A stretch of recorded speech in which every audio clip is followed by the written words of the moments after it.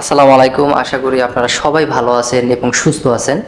তো ভিউয়ার্স, আজকে আমরা এই স্যালারি শিট নিয়ে মাইক্রোসফট এক্সেলে যে কাজগুলো আছে স্যালারি শিট বিষয়ে, যে আপনারা কিভাবে স্যালারি শিট করবেন, অফিসের কিভাবে স্যালারি সাজাবেন, এখানে মাইক্রোসফটে কিভাবে স্যালারি শিট করবেন, আজকে সেজন্য ভিডিওটা তুলে ধরা। তো ভিউয়ার্স, যারা আমার এই ভিডিওটা দেখতেছেন তারা অবশ্যই, যদি নতুন হয়ে থাকেন তো আমার ইউটিউব চ্যানেলটি সাবস্ক্রাইব করবেন, এবং যারা সাবস্ক্রাইব করেছেন তাদেরকে অসংখ্য ধন্যবাদ। এবং আশা করি ভিডিওটা সম্পূর্ণ দেখবেন, এবং সম্পূর্ণ ভিডিওটা দেখলে 100% স্যালারি শিট কীভাবে করতে হয় আপনারা এই ভিডিও থেকে শিখতে পারবেন।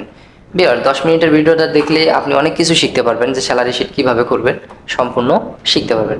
তো বিয়ার, যারা ফেসবুক থেকে দেখতেছেন অবশ্যই ফলো করবেন, এবং যারা ইউটিউব থেকে দেখতেছেন অবশ্যই সাবস্ক্রাইব করবেন, এবং কমেন্টে জানাবেন যদি কোনো প্রশ্ন থাকে, তাহলে আমরা সাথে সাথে রিপ্লাই দেবো ইনশাল্লাহ। তো বিয়ার্স, কথা বাড়াবো না, সরাসরি চলে যাব স্ক্রিনে।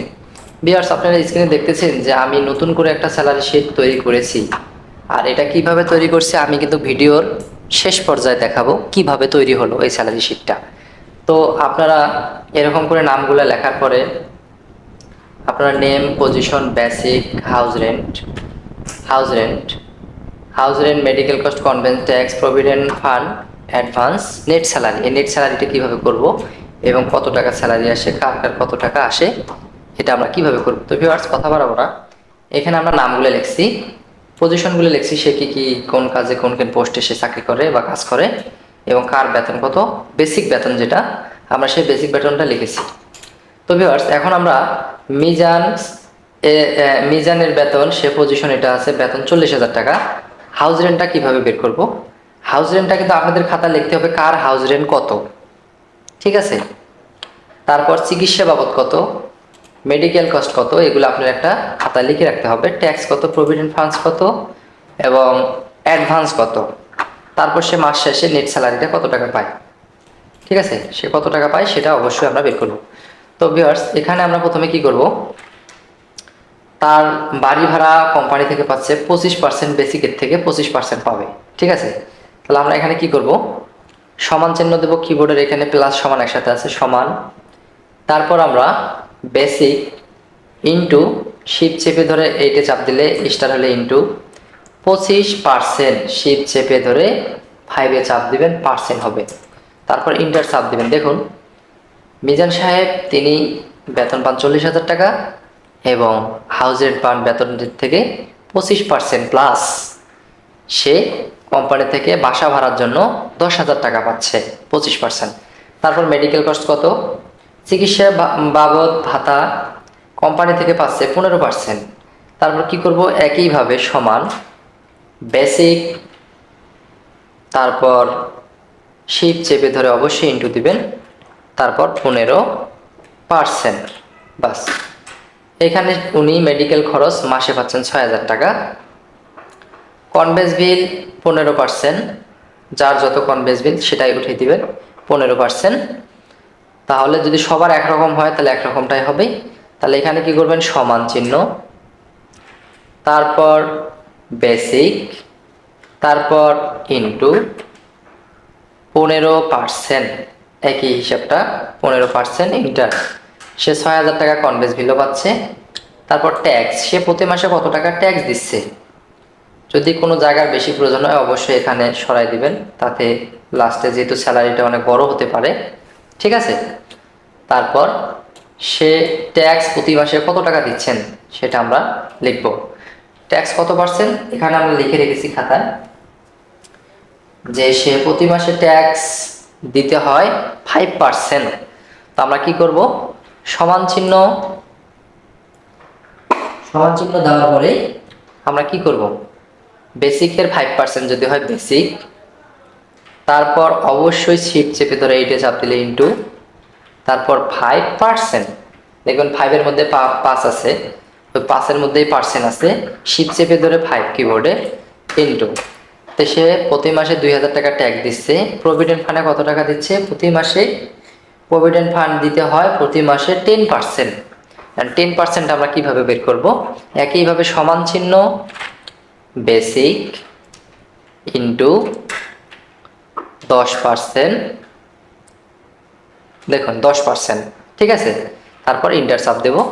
সে প্রতি মাসে প্রভিডেন্ট ফান্ডে 10% মানে 4,000 টাকা দিচ্ছে।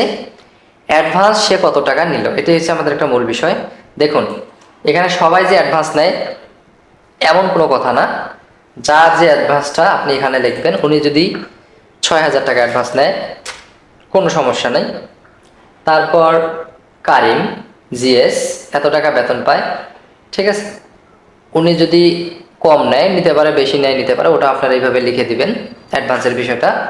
তো ভিউয়ার্স, এখানে উনি বেসিক বেতন এত টাকা, হাউস রেন্টের জন্য এত টাকা পাচ্ছে, মেডিকেল কস্ট এত টাকা পাচ্ছে, কনভেন্সের জন্য এত টাকা পাচ্ছে, ট্যাক্স এত টাকা দিচ্ছে, প্রভিডেন্ট ফান্ডে এত টাকা দিচ্ছে, অ্যাডভান্স এত টাকা নিয়েছে। সে এখন মাসিক নেট স্যালারি মাস শেষে সে কত টাকা স্যালারি পাবে, আমাদের এটাই কিন্তু মূল উদ্দেশ্য। তো ভিউয়ার্স, তো মাস শেষে কত টাকা পাবে আমরা এটা এখন বের করব। সর্বপ্রথম আপনি সমান চিহ্ন দিবেন, তারপর বেসিক পাবে। দেখুন বেসিকটা কিন্তু সে পায়, আমরা কিন্তু শিপ চিপে ধরে প্লাসে চাপ দেব, প্লাস, ঠিক আছে। হাউস রেন্ট কে পাবে, বাসা ভাড়া অবশ্যই সে পায়, হাউস রেন্টে ক্লিক করব। তারপর শিপ চেপে ধরে আবার প্লাস, মেডিকেল কস্ট সে পায়, আবার শিপ চেপে ধরে প্লাস, কনভেন্স বিল সে পায়, শিপ চেপে ধরে প্লাস, ঠিক আছে। কনভেন্স বিল সে পায় একটা, দুইটা, তিনটে, চারটে, 1 2 3 4। আমরা একটু ব্যাক করব।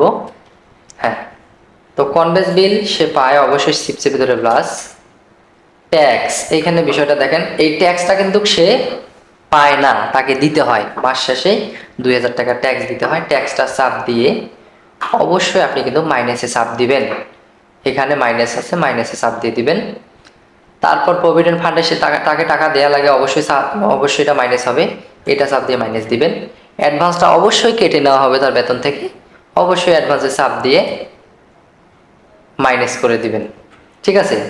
তাহলে এখন আমরা এটা এই স্যালারিটা বের করব।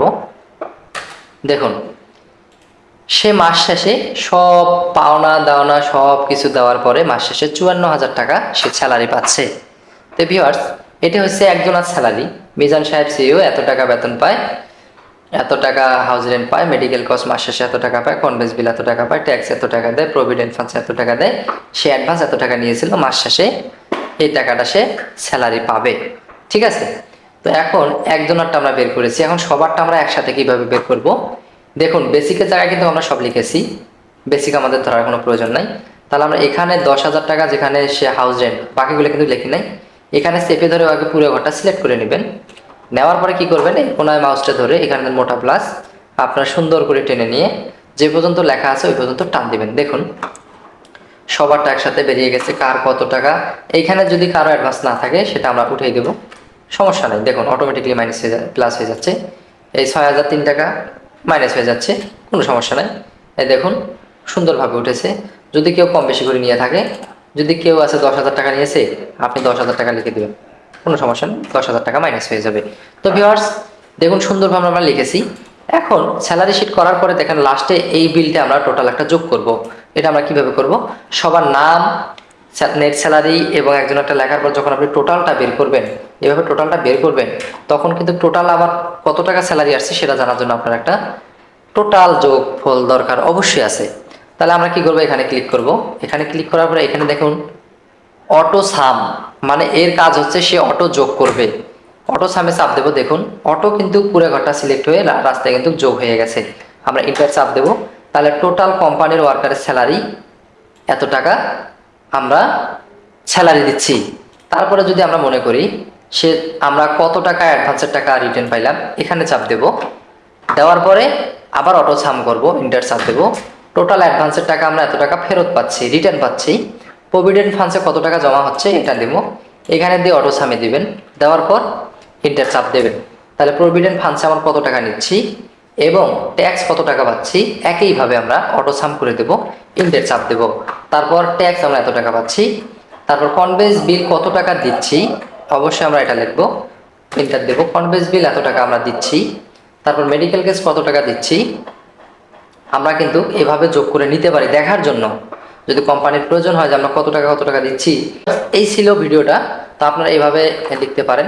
তারপর ভিউয়ার্স আরেকটা বিষয় যেটা আমি বলেছিলাম যে আমি পরের লাস্টের দিকে দেখাবো এই স্যালারি শিটটা আপনারা কিভাবে করবেন। তো ভিউয়ার্স চোখ রাখুন ভিডিওতে। আমরা যদি নতুন একটা পেজে যাই, তো এখানে আমরা প্রথমে একটা দাগ সিলেক্ট করে নেব, যতটুকু আমাদের প্রয়োজন অতটুকু সিলেক্ট করে নেব। নেওয়ার পরে কি করব, এখানে লেখা আছে হ্যাঁ marriage and centre, margin and centre, এটাতে চাপ দিবেন। দেওয়ার পর দেখুন এটা কিন্তু একটা সেন্টার হয়ে গেছে। তো আমরা এখানে এখন টাইপ করব স্যালারি শিট, SALARY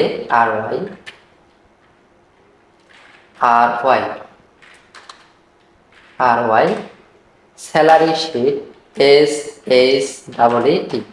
বাস। তো ভিউয়ার্স এই যে স্যালারি শিট, এটা আমরা লেখাগুলো বড় করে নেব, একটু অপেক্ষা করুন।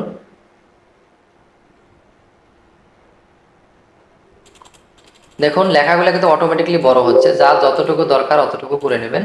ঠিক আছে। এখন লেখাটার আমরা যদি কালার করতে চাই সেক্ষেত্রে আমরা এখানে রেড কালার দিয়ে নেব, বা যার যেটা কালার। আর যদি লেখার ব্যাকগ্রাউন্ডটা যেটা আছে যদি আমরা কোনো কালার নিতে চাই তো অবশ্যই আমরা নিতে পারি, কোনো সমস্যা নেই। তারপর আমরা কি করব, এখানে টেনে ধরে আমাদের যতটুকু ডকুমেন্টস দরকার অতটুকু আমরা চাপ দিয়ে নেব। নেওয়ার পর আমরা কি করব, এখানে বর্ডারে ক্লিক করার পর এখানে অল বর্ডার করে নেব। ঠিক আছে। এখানে চাপ দেওয়ার পরে পুরোটা সিলেক্ট করে নেবেন। নেওয়ার পর অবশ্যই মাঝখানে এবং এখানে চাপ দিয়ে নেবেন, তাহলে যে লেখাগুলো লিখবেন সেই লেখাগুলো কিন্তু আপনার অটোমেটিকলি মাঝখানে যাবে। তারপর এখানে আপনারা লিখে নেবেন নেম। তারপরে এখানে দেবেন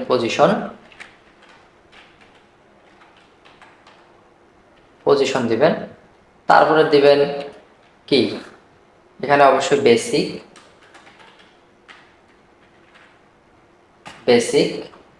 বেসিক স্যালারি। তারপরে এখানে দিবেন আপনার হাউস রেন্ট। এইভাবে সুন্দর করে সাজিয়ে নেবেন। নেওয়ার পর যদি লেখাগুলো মোটা করার প্রয়োজন হয় অবশ্যই সিলেক্ট করবেন, করার পরে বিতে চাপ দিবেন, অটোমেটিকলি মোটা হয়ে যাবে। হ্যাঁ, আপনি বিতে চাপ দিলে মোটা হয়ে যাবে। এই লেখাগুলো একটু চিকন রাখবেন। লেখাগুলো যখন লিখবেন তখন আপনার নিজের মতো সাজিয়ে নেবেন। তো ভিউয়ার্স এই ছিল স্যালারি শিট করার নিয়ম। আপনারা এই ভিডিওগুলা যারাই দেখতেছেন তারা অবশ্যই বুঝতে পেরেছেন। আমি সবাইকে রিকোয়েস্ট করব অবশ্যই আমার এই ভিডিওটাকে লাইক, কমেন্টে ও শেয়ারে করবেন বেশি বেশি করে, এবং কমেন্টে জানাবেন যদি পরবর্তী কোনো কিছু না বুঝতে পারেন অবশ্যই কমেন্টে জানাবেন। অবশ্যই আশা করি সবাই ভিডিওটা সম্পূর্ণ দেখেছেন। তো ভাইয়া সবাই ভালো থাকবেন, সুস্থ থাকবেন, নিজের খেয়াল রাখবেন। সবাইকে আসসালামু আলাইকুম, আল্লাহ হাফেজ।